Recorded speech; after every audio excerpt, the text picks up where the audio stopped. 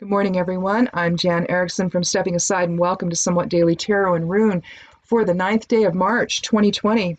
Well, okay, I've done this before, and I'm not going to change my cards or the rune or the geomancy rune because it all fits with the astrology for today, also with the numerology. So I'm going to keep everything as it is. So there's not going to be any shuffling, so we're going to go through this a little more quickly, I think.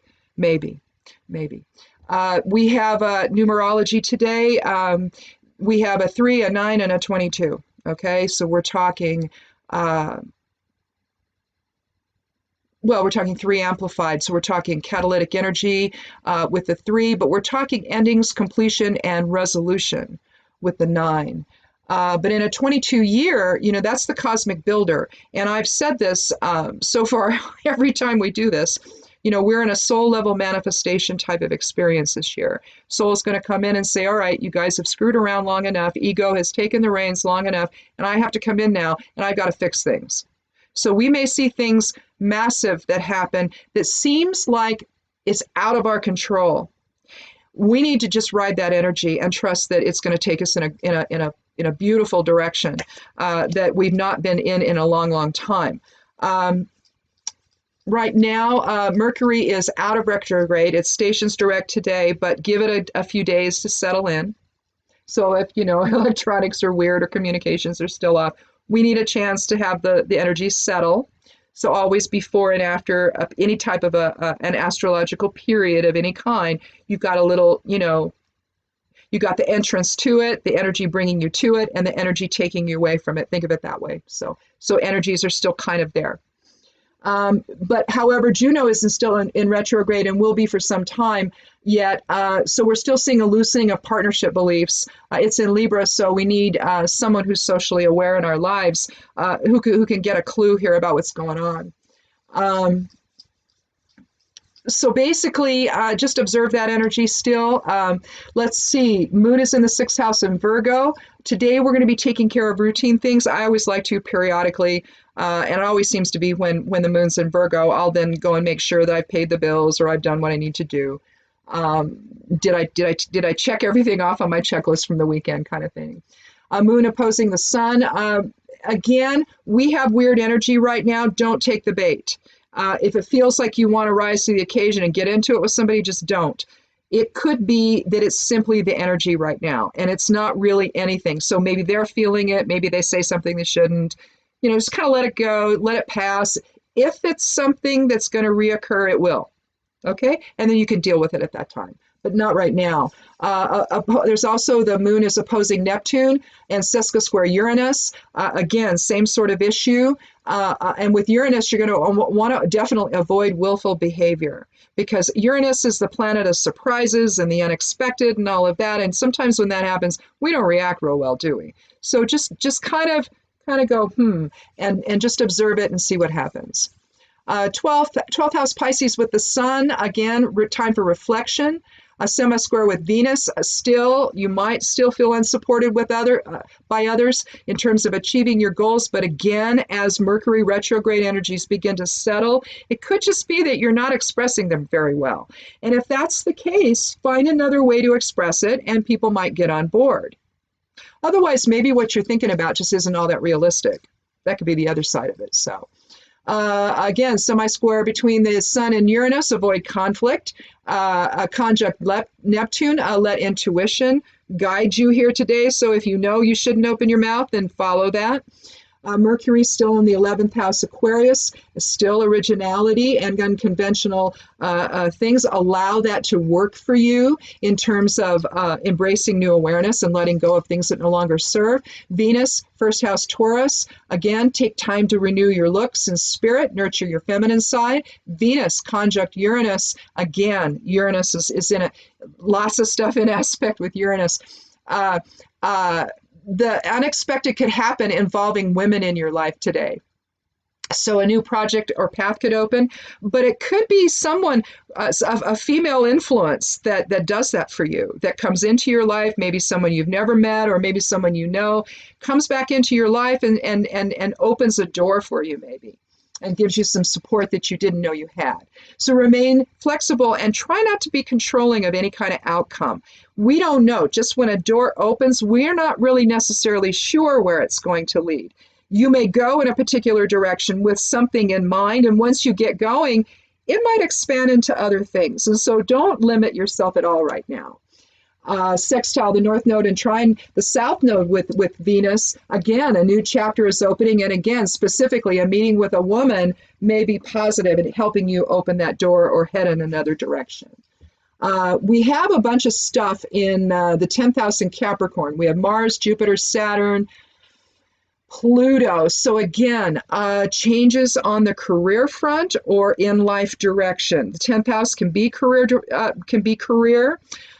It could also be standing, professional standing in the world. So it could have to do with that, not necessarily the specific career itself, but if you are more broadly known in your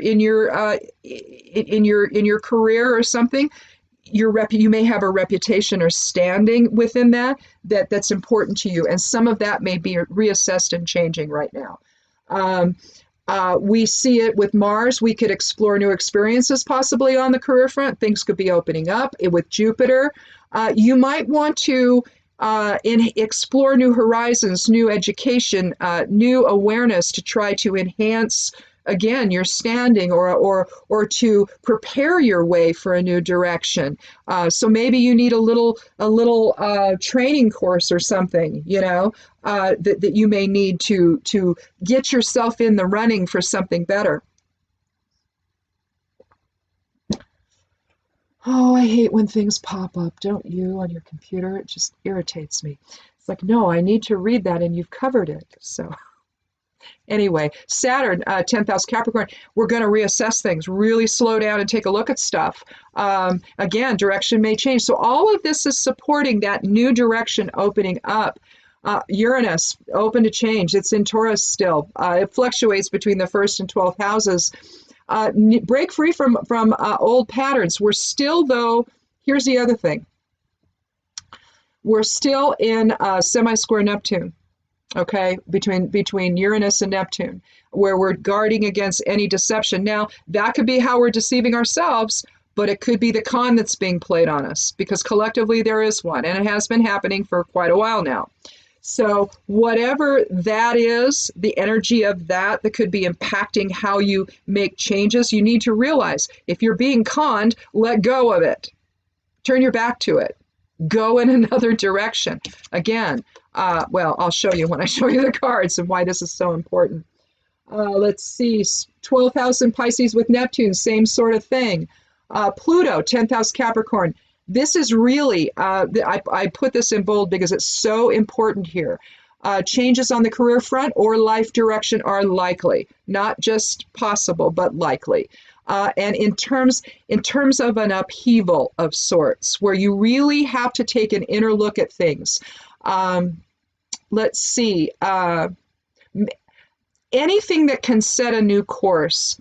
So where we're upheaval of something, a massive change in something could set a new course. So maybe living situation, partnership, marriage, career, again, career direction. So maybe if you're in college, maybe you decide, you know what, I'm really not interested in what I'm doing. I really want to go do this. So yes, you have to call your parents, and yes, I've been there, and I was the parent. And yes, you have to, you have to not yell at your kid. So remember that. But at the same time, it's like, oh my God, you want to do what?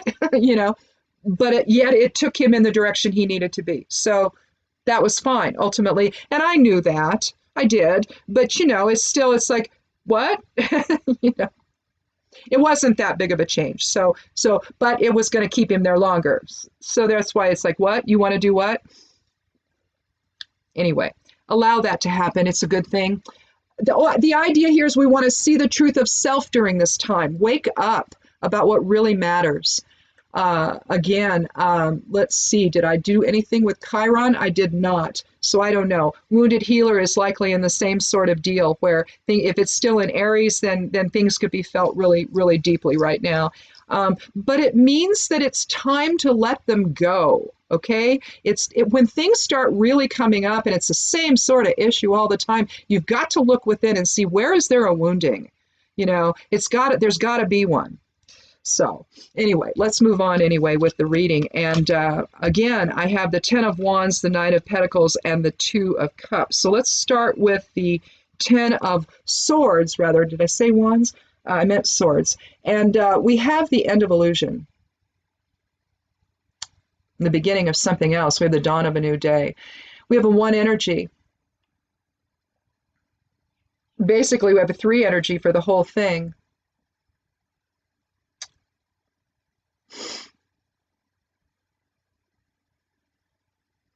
So something's catalyzing, something's awakening, isn't it? Swords is the air element, and so it's communication, it's intellect, it's reason, it's balance. And here, reason has run mad, hasn't it?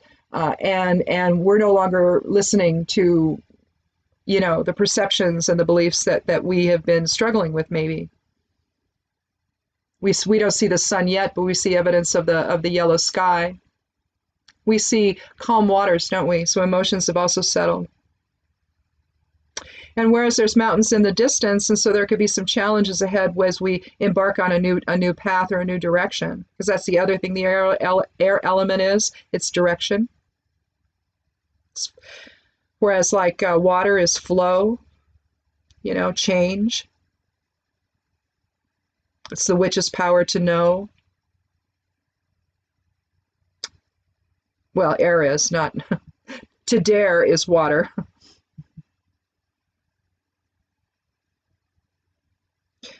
Get it out of that little light that seems to want to shine on it. I'm not sure what it's shining on. I wonder if it's this. No? I've never been able to figure out where that light's coming from and why it's reflecting that way.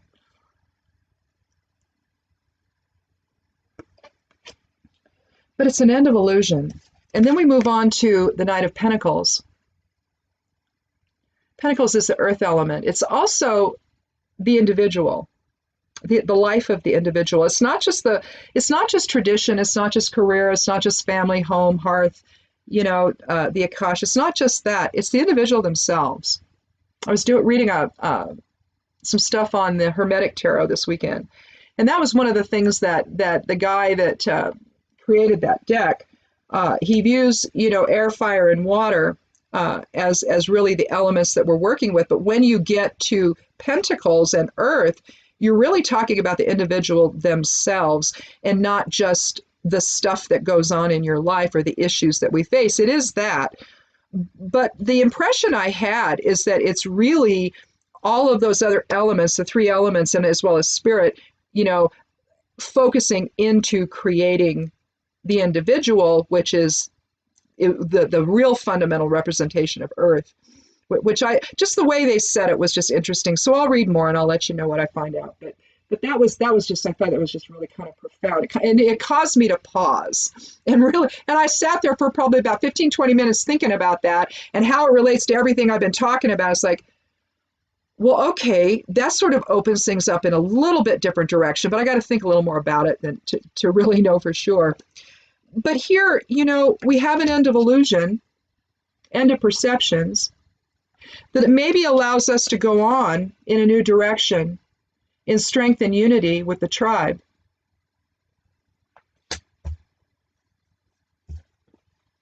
Certainly the 2 of Cups would suggest it.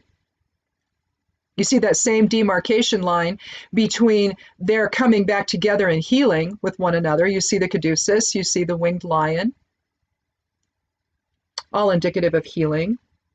Cups is emotions, the water element. To dare, as the power of the witch. You've got to know, to dare, to will, to keep silence, or to keep silent. It's written several ways. I view it as to keep your silence or to keep one's silence. So I kind of think of it a little bit differently, but it all means the same thing.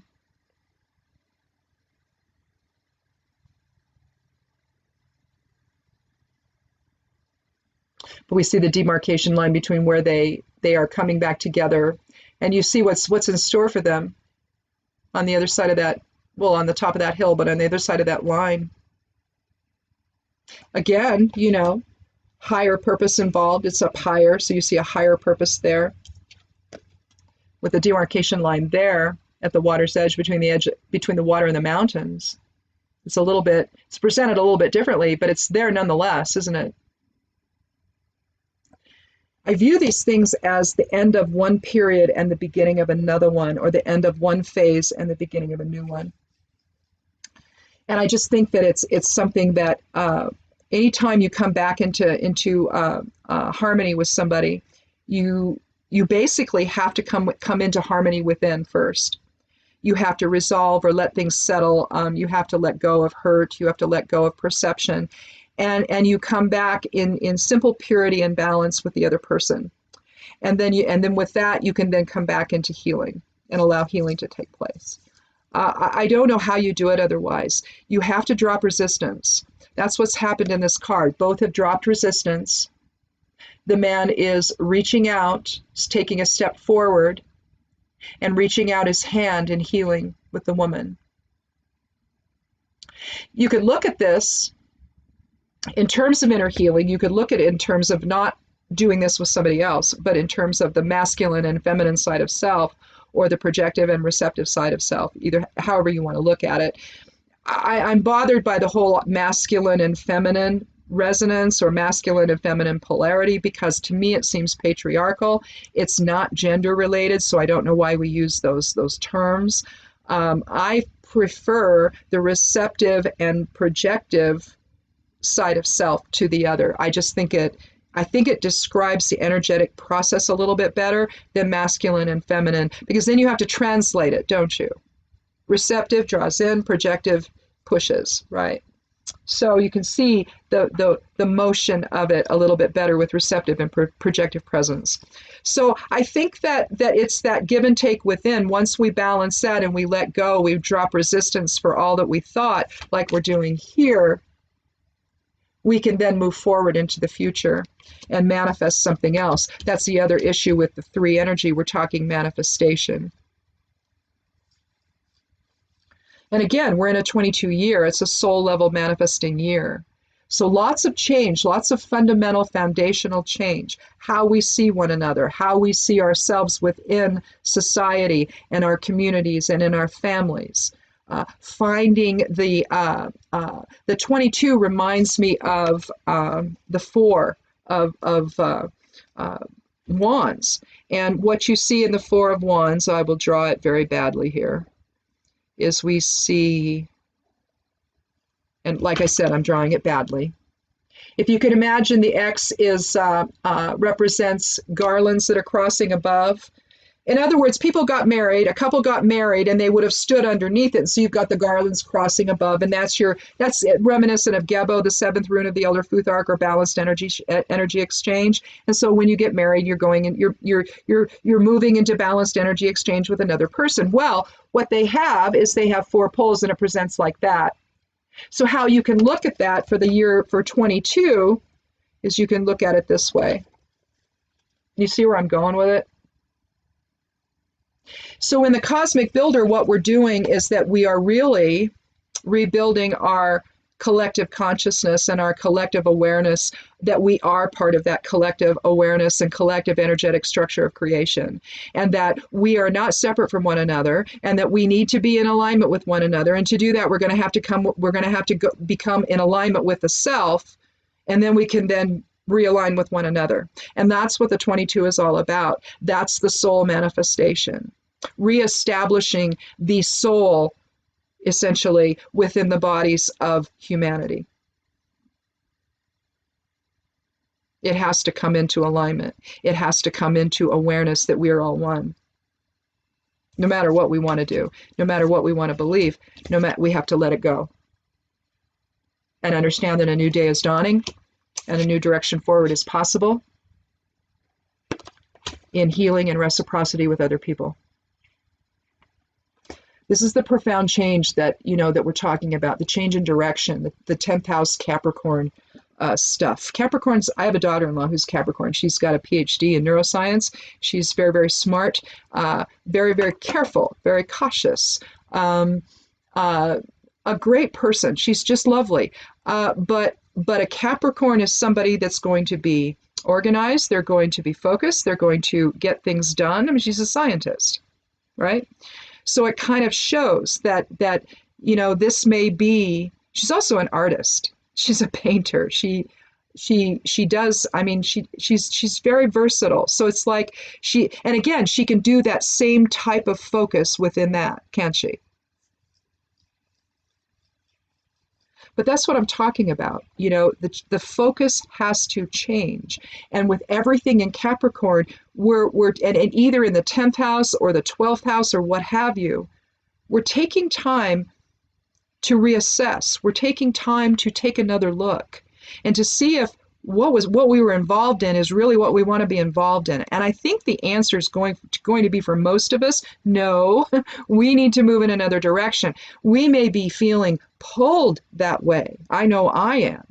So I just feel, and maybe it's because I do this every day, and 4 days a week, but I do this, and I see the tendency of this energy moving in this 22 direction of cosmic builder, of master builder energy, that's a soul level profound experience. So Vunyo, the 8th rune of the Elder Futhark, was the rune that I chose, or I drew, I didn't choose it. It chooses me, basically.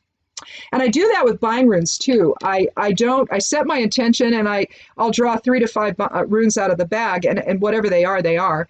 And I arrange them in a bind rune, and it always seems to match my intention. It always seems to solve it or resolve it or cast it or whatever. It's the weirdest thing. But I've always done it that way, and it's always worked. But Vunyo, being the 8th rune, where is my oh, here it is. Vunyo, being the 8th rune of the Elder Futhark, I've drawn it out. I drew it out for you guys here. We see Isa next to it, the 11th rune of the Elder Futhark. We see Lagus, the 21st. Yes, the 21st, I think. Let me look. There's 24 of them. My feeble brain doesn't remember it all. 21st, so a 3 energy there, but that's flow of spirit. And then we see Kenaz reversed, so turning the light of spirit inward, informing the whole joyful fellowship process, right? It's truly a rune of spirit. But here's the idea behind the 8. All right, the 8 is the reason why we engage in Vunyo with other people, is because we can see the source presence of it all. We can see the greater aspect of everything imbued in all of that fellowship. And we understand that it doesn't happen out of ego, that it happens from spirit. And so in 8 energy, you see the 2, which we saw here, which is healing and balance. And if you think of it in terms of interpolarity and not in terms of getting together with someone else, although you can, and you probably should in this case, but here we're healing the projective and receptive presence within, that type of polarity, that enveloping and that push energy. We're healing that within. And with Vunyo, once we do that, we can then embrace everyone as the other side of self. It's almost like you have a little container there in the center, don't you? Where all that loving spirit energy is coalescing, and that's the light of spirit that you encounter when you deal with an 8 energy. You're dealing with a level of leadership that understands the collective presence of all and the needs of all. It's something that envelops all. It doesn't exclude anything. Think the God Tyr, think the room Tiwaz, that's an 8 energy. And so there you're looking at a level of leadership or awareness or authority that is spirit-based. It's not ego-based. So it's a different type of authority than what we're accustomed to, isn't it? You look at what we have right now in the White House, and if there's not a more ego-driven individual, I don't know who is. It's almost like there's not much humanity within him at all, if any, other than the fact he's in a body. I wrote a piece on Sunday. Occasionally I'll do this where and then I'll tell you this briefly, and then I'll get on to the real reason that I didn't change this whole reading after I screwed up the first time, because the geomancy rune reinforces everything here. So, and if you know geomancy at all, you know the one I'm going to tell you. But before I do that, well, just never mind. I think I'll just go ahead and do it because I've led up to it. Now you're going to wonder what it is. So it's Vaya. It's a new direction forward, a new path, aligning so well with the 22 energy. I just think that that's where we're going. We've seen this for so long now. We've had a lot of things in Capricorn for a long, long time. I just want to look real quick here. We've had a lot in Capricorn. We've had a lot in the 10th house, a lot in the fourth quadrant. The 10th, 11th, and 12th houses comprise the fourth quadrant of the chart, and we've seen a lot of self-reflection, a lot of relationship issues of the 11th house self-reflection with the 12th. We've seen a lot of 10th house issues, so career, social or professional standing and direction in life. Because again, we're in the 22 year, I liken that to the new direction with the 22. I think that we're building on this now. We're coming into an awareness that this has to happen, that we have to make some fundamental changes in both our lives and collectively. Whether you're talking just within your family, your greater family, if there's issues there, or if in your community or your neighborhood, your neighbors, if you've got issues with your neighbors, it's time to, let a lot of that go, because otherwise, and just agree to disagree if it comes to that. Look, we can all have whatever opinions we want, can't we? And it does not matter if it's different from someone else, as long as when we need to come together and get something done, we can do that. There used to be a time when we could do that, irrespective if we're just totally, I don't believe at all what you think, but that ditch needs to get dug. I have a shovel, you have a shovel, let's go dig the ditch. That's the kind of thing I'm talking about. We can still go forward in shared purpose and still have a diversity of opinion, right? We can. I know it seems like it's fleeting right now, but it's really because you've got an individual and then his minions who are keeping us at loggerheads, enhancing and identifying supposed differences that mean nothing in the broader scheme of things. We all go to work, right? Those of us that are I'm retired, so I don't go to work. I just do this. So this is my work. But when I did have a job and when other people have jobs, we're not all going to think alike, right? Surely we know that, right? But we come to work and we have to do a job that contributes to whatever the business is about, right? And the business stays afloat, so something positive must be happening. There must be some expression of shared purpose, even if it's just not to get fired. Still, something to build on, right? So we see evidence of this everywhere. We agree when we drive into a parking lot to not take up, 5 parking spaces by parking sideways across them all. Well, some of us do. There are those that don't. Usually they're big pickup people, who decide to take up more than one, which I just find with a long, anyway, there are stores that actually provide for those folks and they don't use it. They go in the places they shouldn't.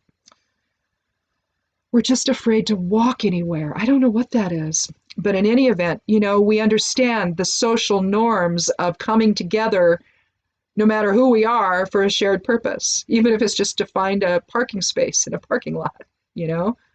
There's certain things we know not to do, and so we don't do them. And that then, even though everyone else parking around us may believe absolutely something completely different than we do, it doesn't matter, does it? Well, neither does the rest of this stuff. We're in such a vitriolic election cycle again, just like we were the last time, where you have a catalytic situation and, oh my goodness, now let's just respond with nastiness. No. And I think that the reason why it's happening it is not because it justifies it, but because it's bringing it to light. And we can all be, just disgusted by it and understand that that's not the direction we need to be going. Let's go in a different direction where we don't do that to one another anymore. Yeah, I don't have to believe what you do, but that doesn't mean that we have to hate each other. It doesn't mean that we can't dig that ditch together or park effectively and appropriately in a parking lot together. Again, individual differences are fine. They're going to be there. But surely we ought to be able to understand that there are certain shared things that we have and that we all have to agree to, right? It's just how the world is supposed to work. Not this, oh yeah, go ahead and go to work with coronavirus. Oh yeah, go to all these rallies and it's fine. Oh yeah, if old people want to fly, oh sure, go ahead. Yeah, oh no. Don't, go ahead and fly. Go ahead and go on your cruises. Oh, and if you stay home, it's just gonna make our economy better. No, it isn't. Because no one's going anywhere. You're gonna limit the number of times you go to the grocery store. I'm certainly doing that. I went and I stocked up just a little, not a lot, just some extra things, because I kind of do that anyway. And so I did that, but I didn't go crazy about it. And so we're starting to run out or getting low on a few things. And I just said to my husband yesterday, well, let's just see how long we can last. And so we agreed that we would go for sure when the chickens needed food. And I've got 100 pounds left of that. I'm not sure on the babies because we've got some baby chicks. And so I might have to go sooner. But when we do, we're going to pick our times. I'm going to wear gloves. He's going to wear gloves. I'm going to cover my face because I don't have a mask and he doesn't either. If someone's coughing, I'm going to leave and I'll come back later. But I'm not going to touch any surfaces of anything.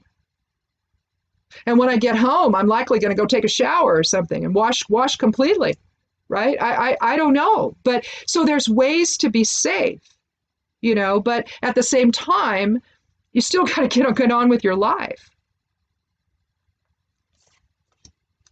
But again, you can order things. You can order things from Amazon. You can order things through Walmart. They can bring them to your house. So there's lots of ways, if you do get sick, that you can still function. You just have to get a little bit more creative, and you have to do things in a way that don't affect other people. That's all. If we just do that one thing, I think that unless something else happens and this virus mutates again, because it's done it once, we don't know. But if we can at least take the precautions that we should be taking, washing our hands, keeping them away from our face and eyes, and hold on to the table, hold on to something so you don't touch your face. Figure out what you got to do, right? To get yourself to not do that anymore, because that's a tough one. Because the second you say, oh, don't touch your face, what do? You touch your face. It's just what you do. So you have to figure it out. But we'll get through it. And, we'll keep the lines of communication open. Your governors are likely, and I can't say for all of them, but I know at least on the West Coast here, our governor, Kate Brown, she's not lying to anybody. Gavin Newsom, the governor of California, he's not lying. Jay Inslee couldn't lie to save his soul. So, I mean, my God, we've got 3 great governors on the West Coast here that are going to do everything in their power to keep us safe and to give us the information we need to do that. They're not going to stop until we have what we need, the testing, all of it. So I know locally, our big hospital in Bend, and likely the one here in Redmond, they are taking other precautions, limiting the number of entrances you can come into. You're going to be checked. They don't want visitors at the hospital. So unfortunately, if people are sick, you're not going to be able to go in, it looks like. I guess that the emergency folks around here are getting together, or probably already have, or getting together their hazmat equipment to have to deal with people. I guess the 911 operators are going to be asking more questions when you call in and you need someone to come. Is anyone in your house sick? We need to know if we need to dress down. It might just be best just to do it as a precaution the whole time and not not worry about it, but maybe they don't have as much stuff right now. Maybe they're still getting stuff, and so they have to be a little more, gingerly when they're using it. I don't know. I don't know what the situation is. I know there's a lot of stuff that's not available, and people are still acquiring things, and so to protect themselves with. But you're seeing that even here in as small an area as Central Oregon is, you're seeing that take place here as well. So I think you're going to find that in most states, and hopefully eventually even the ones that are the ones that are supporting the guy in the Oval Office, hopefully they're going to act with truth as well. I don't know. I can't say that. I just don't know. I hear too much of these people in positions of authority that are not saying the things they should be saying. So I don't know.